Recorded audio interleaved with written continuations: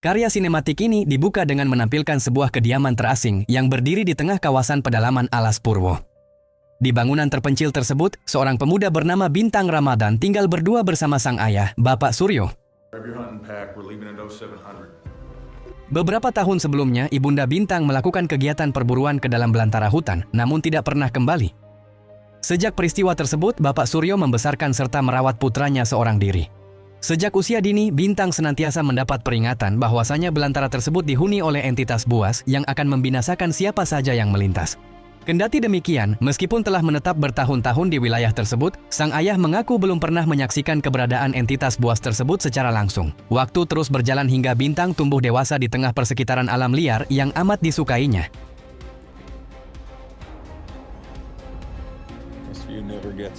Akan tetapi, ia sama sekali belum mengetahui bahwasanya di balik keasrian belantara tersebut tersimpan potensi bahaya yang sangat mematikan.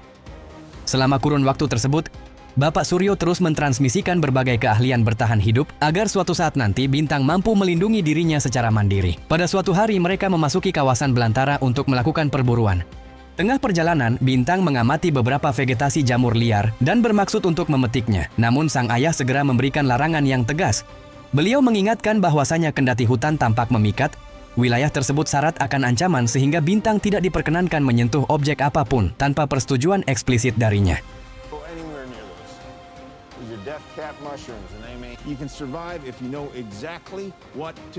Sikap Bapak Suryo memang tergolong amat disiplin, tetapi hal tersebut dilakukan semata-mata demi memprioritaskan keselamatan sang putra. Tidak lama kemudian mereka mendeteksi keberadaan seekor spesimen Cervidae.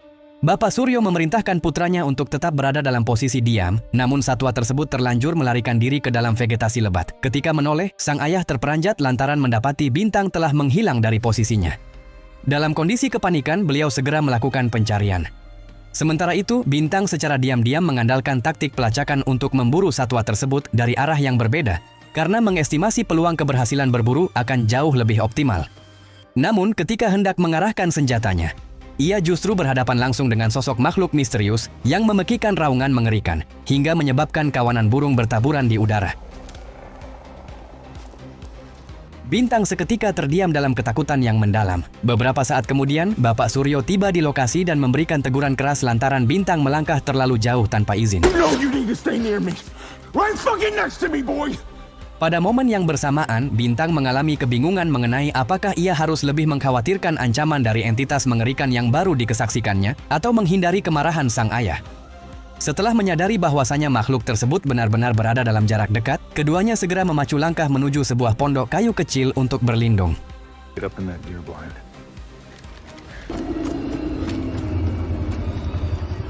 Dari dalam struktur bangunan tersebut, Bapak Suryo melakukan pengamatan terhadap situasi eksternal dan menyaksikan bahwasanya satwa buruan mereka sebelumnya telah dihancurkan oleh makhluk tersebut secara amat tragis.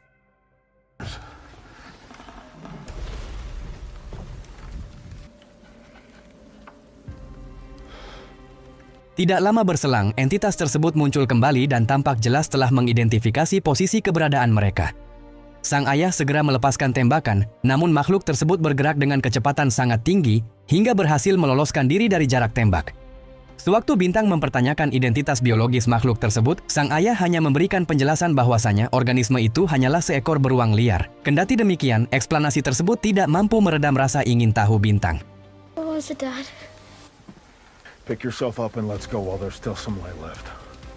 Beberapa waktu kemudian, secara tidak sengaja ia mendengarkan perselingan pembicaraan sang ayah melalui saluran telepon yang mengonfirmasi bahwasanya entitas mengerikan itu masih bergenerasi di area tersebut. Sang ayah juga menjelaskan bahwasanya upaya eliminasi telah dilakukan, namun makhluk tersebut kini memperlihatkan tingkat kecepatan dan agresivitas yang jauh lebih berbahaya ketimbang sebelumnya. So what? And you gotta come with me. Melalui intersepsi percakapan tersebut, Bintang menyadari bahwasanya sang ayah selama ini secara sengaja merahasiakan fakta krusial mengenai belantara alas Purwo. Narasi kemudian bertransisi 30 tahun ke masa depan. Saat ini Bintang telah tumbuh dewasa, beristrikan seorang wanita bernama Ayu Lestari, serta dikaruniai seorang putri bernama Naila, dan kini bermukim di kota Surabaya. Bintang amat mengasihi putrinya dan senantiasa berupaya menjadi sosok kepala keluarga yang jauh lebih bijaksana ketimbang ayahnya dahulu. Namun pada suatu hari ketika sang putri melakukan kekhilafan kecil, Bintang secara tidak sadar meluapkan emosinya dan menegurnya secara keras untuk pertama Get kalinya. down right now.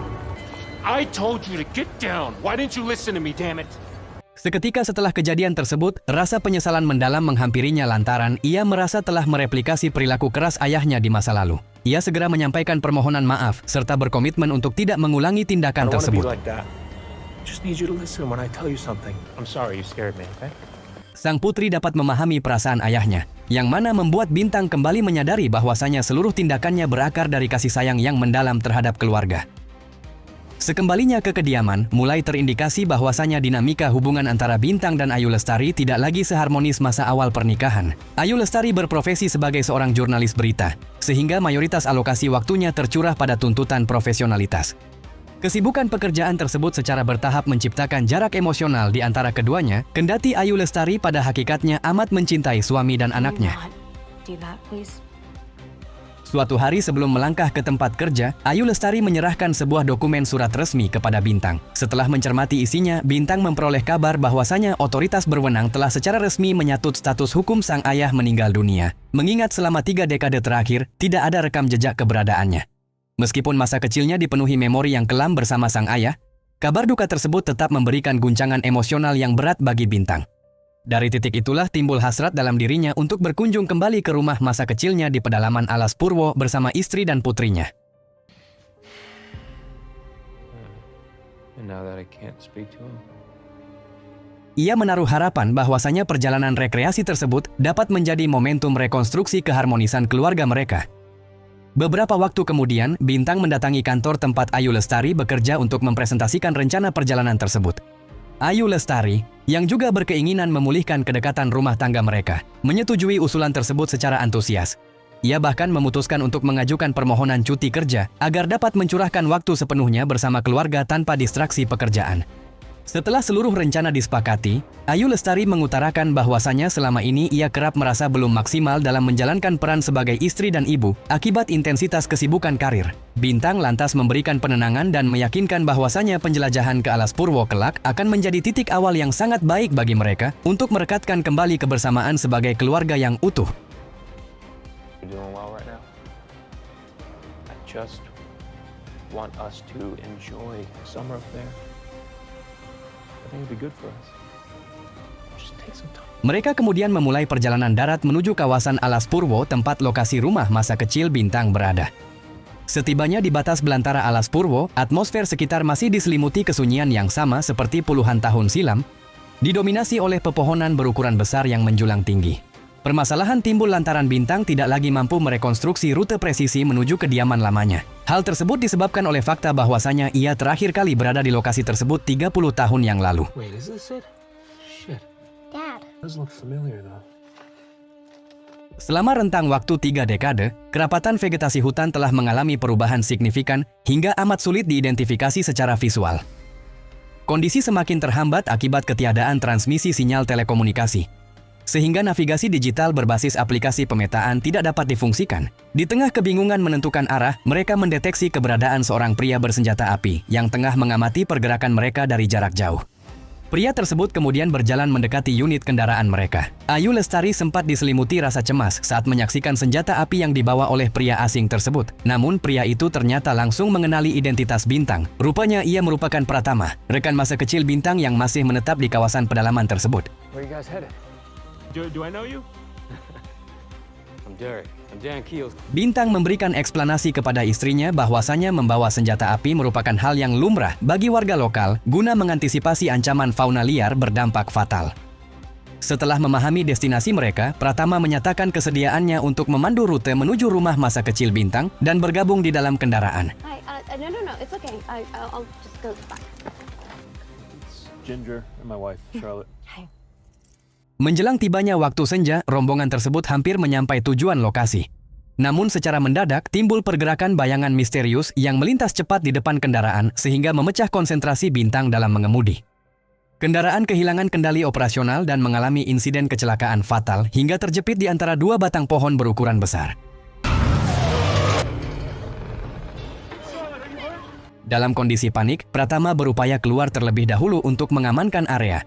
Namun tepat saat kakinya menjejak tanah di luar, ia secara sporadis diterkam oleh entitas monster misterius yang muncul secara mendadak.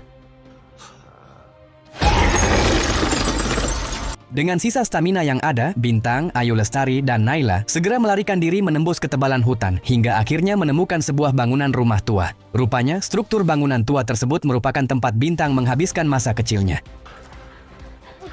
This is it. Mereka bergegas memasuki area interior dan mengunci akses pintu. Di sisi lain, entitas monster sempat mengamati pergerakan mereka, sehingga kini mengetahui bahwasannya bangunan tersebut kembali dihuni. Bagian dalam rumah berada dalam kondisi gelap gulita lantaran telah lama tidak terawat. Bintang kemudian menemukan unit generator listrik dan berhasil mengaktifkan arus daya. Setelah penerangan menyala, situasi menjadi relatif lebih terkendali. Saat mengamati area luar melalui celah jendela, entitas monster tersebut sudah tidak tampak di area sekitar. Bintang maupun Ayu Lestari tidak mampu mengidentifikasi taksonomi biologis makhluk yang baru saja melakukan serangan. Mengingat wujud morfologinya tidak sepenuhnya menyerupai anatomi manusia ataupun hewan darat. Ayu Lestari menyadari bahwasanya mereka tidak akan mampu melancarkan perlawanan secara mandiri, serta tidak memungkinkan untuk melangkah keluar dari rumah dalam kondisi rawan tersebut. Satu-satunya opsi taktis adalah mentransmisikan sinyal mara bahaya. Bintang lantas berupaya mengoperasikan perangkat radio komunikasi tua peninggalan ayahnya untuk menghubungi pihak luar, namun percakapan yang dikirimkan tidak membuahkan respons. Kini mereka dalam status terisolasi total di tengah belantara tanpa bantuan eksternal. Tidak lama berselang, luka bekas gigitan pada lengan Bintang mulai mengekskresi darah dan kondisi fisiknya mengalami penurunan drastis. Ayu Lestari dengan sigap melakukan pembersihan luka, serta memberikan balutan perban sebelum mendampingi putrinya beristirahat di area kamar.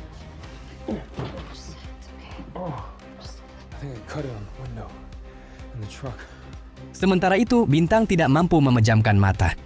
Ia memilih untuk memperkuat barikade pintu utama guna mencegah intrusi entitas luar. Saat melangsungkan proses tersebut, kapabilitas auditorinya secara mendadak mengalami peningkatan kepekaan yang ekstrem. Ia mampu mendeteksi vibrasi suara berfrekuensi rendah dari berbagai penjuru, sementara Ayu Lestari dan Naila tetap terlelap tanpa menyadari anomali tersebut. Setelah melacak sumber gelombang suara, Bintang menemukan bahwasanya kepekaan pendengarannya menangkap pergerakan seekor laba-laba kecil di dalam lemari.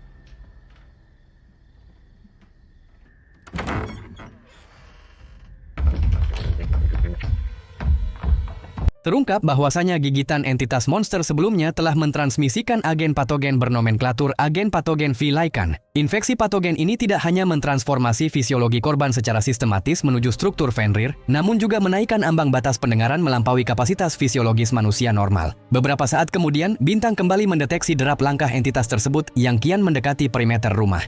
Ia melangkah perlahan menuju pintu, namun secara mendadak entitas Fenrir memproyeksikan hantaman destruktif pada bagian bawah pintu, mencengkeram pergelangan kakinya dan berupaya menyeretnya keluar. Tanpa keraguan taktis, Bintang mengayunkan kapak dan menghantam tubuh makhluk tersebut secara berulang kali hingga cengkeramannya terlepas.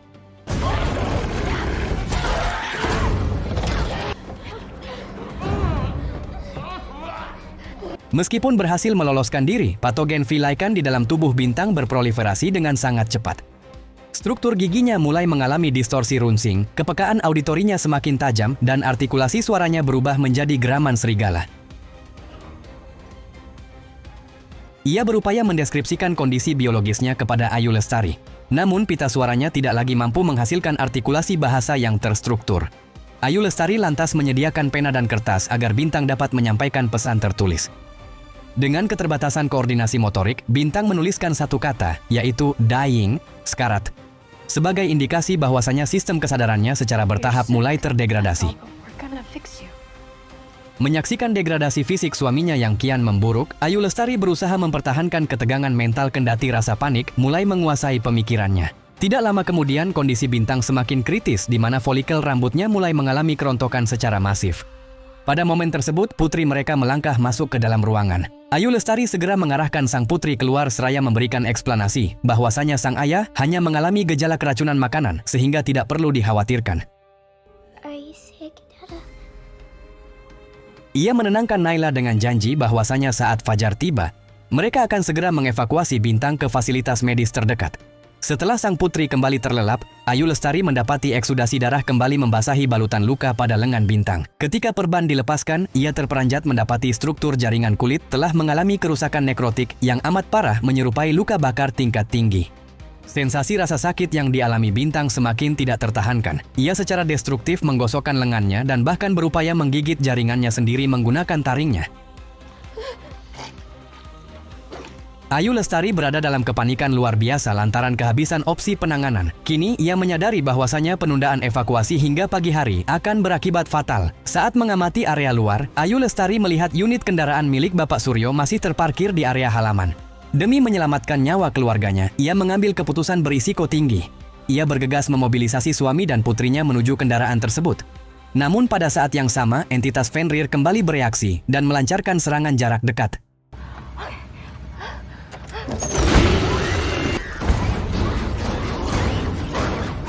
Pada saat itu, Bintang belum sepenuhnya bertransformasi, sehingga sisa kesadaran manusianya masih memegang kontrol. Ia memberikan sinyal nonverbal kepada Ayu Lestari agar segera membawa putri mereka kembali berlindung ke dalam rumah. Setelah memastikan perlindungan anak dan istrinya terjamin, Bintang secara sengaja memancing pertarungan dengan entitas Fenrir menuju sisi lain dari area bangunan guna, menjauhkan jangkauan ancaman dari anak dan istrinya. Beberapa saat kemudian, Ayu Lestari berhasil mengamankan Naila di dalam area interior. Tidak lama setelah itu, Bintang kembali melangkah masuk ke dalam rumah. Namun kondisi fisiknya kini jauh lebih terdegradasi. Seluruh folikel rambutnya telah tanggal, taring tajam muncul menembus struktur gusi, dan secara mendadak ia memuntahkan volume darah dalam jumlah besar. Di antara muntahan materi organik tersebut, teridentifikasi potongan fragmen jari entitas buas. Hal ini mengindikasikan bahwasanya saat pergumulan berlangsung, Bintang tanpa sadar telah menggigit dan menelan bagian tubuh makhluk tersebut. Proliferasi patogen Vilaikan kini melaju pada tingkat eksponensial di dalam sistem tubuhnya. Bintang menyadari bahwasanya dalam kurun waktu singkat, kontrol manusianya akan sirna sepenuhnya, dan ia akan menjadi ancaman langsung bagi keselamatan anak dan istrinya. Atas dasar pertimbangan tersebut, ia mengambil keputusan untuk mengasingkan diri keluar rumah dan melangkah jauh ke dalam ketebalan hutan sebelum kesadarannya terdegradasi total. Namun tepat saat ia membuka akses pintu utama, entitas agen patogen Fenrir yang telah bersiaga di luar langsung melancarkan sergapan. Konfrontasi jarak dekat kembali berkecamuk. Pada kali ini, Bintang berhasil membinasakan makhluk tersebut dengan cara mendistorsi serta merobek struktur leher entitas lawan hingga tewas. Setelah tubuh makhluk tersebut tidak lagi bernyawa, atensi Bintang tertuju pada penampakan tanda pigmentasi, tato, pada lengan makhluk tersebut. Desain tato tersebut identik dengan pigmentasi yang dimiliki oleh ayahnya, Bapak Suryo. Pada momen inilah kenyataan membendung terungkap. Entitas Fenrir yang selama ini mengintai mereka tidak lain adalah Bapak Suryo sendiri yang di masa lalu terinfeksi patogen Vilaikan dan mengalami mutasi permanen. Kini agen patogen yang sama telah merebut kendali penuh atas sistem biologis Bintang. Demi mengamankan keselamatan Ayu Lestari dan Naila, Bintang memaksakan fisiknya untuk menjauhi area kediaman.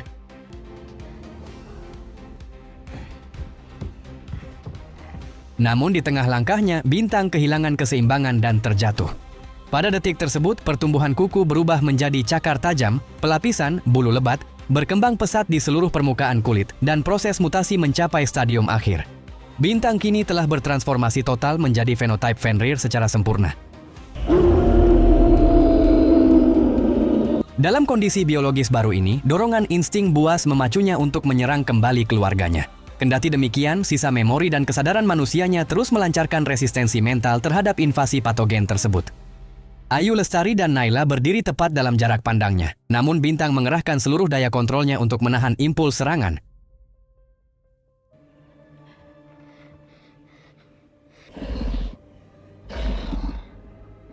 Memanfaatkan jeda retensi tersebut, Ayu Lestari bergegas menarik tangan putrinya untuk melarikan diri dari lokasi. Bintang, yang kini terdominasi oleh insting predator, mulai melancarkan pengejaran. Namun di tengah proses pengejaran tersebut, ekstremitas bawahnya terjerat perangkap logam tajam yang dahulu dirancang oleh Bapak Suryo untuk melumpuhkan fauna buas. Demi membebaskan posisinya, Bintang tanpa ragu menggigit dan memutus jaringan kakinya sendiri menggunakan taringnya. Lalu melanjutkan pergerakan merangkak demi mengejar anak dan istrinya. Sementara itu, Ayu Lestari dan Naila berhasil mencapai lokasi kecelakaan armada kendaraan sebelumnya. Di area tersebut masih tergeletak jasad Pratama beserta unit senapan api miliknya. Ayu Lestari segera mengamankan senjata api tersebut, lalu membimbing Naila untuk berlindung di sebuah struktur pondok sekunder yang berjarak cukup jauh dari lokasi.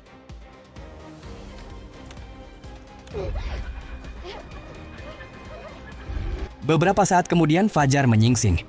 Dengan kondisi fisik yang telah terdefinisikan sebagai entitas Fenrir secara utuh, Bintang bergerak perlahan mendekati posisi persembunyian mereka. Kendati demikian, ia belum melancarkan pencerobohan. Momen tersebut menjadi kali pertama bagi Naila menyaksikan wujud sang ayah dalam fenotipe yang begitu mengerikan, sehingga menyulut rasa trauma yang mendalam pada dirinya. Secara intuitif, sang putri seolah mampu menginterpretasikan sisa gelombang pemikiran ayahnya.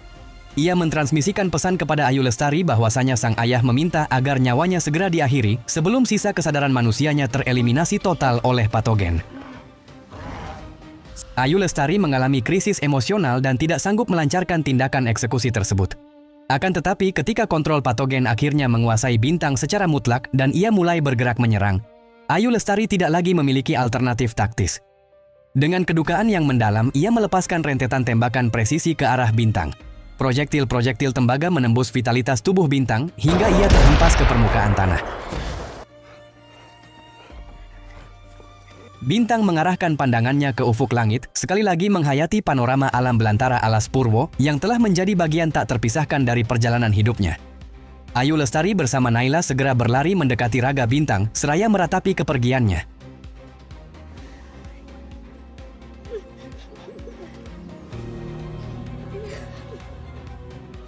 Tidak lama berselang, Bintang menghembuskan napas terakhirnya. Setelah kehilangan sosok pelindung utama mereka, Ayu Lestari dan Naila melangkah meninggalkan kawasan terisolasi tersebut demi melanjutkan kelangsungan hidup mereka di masa depan. Dan demikian film pun berakhir.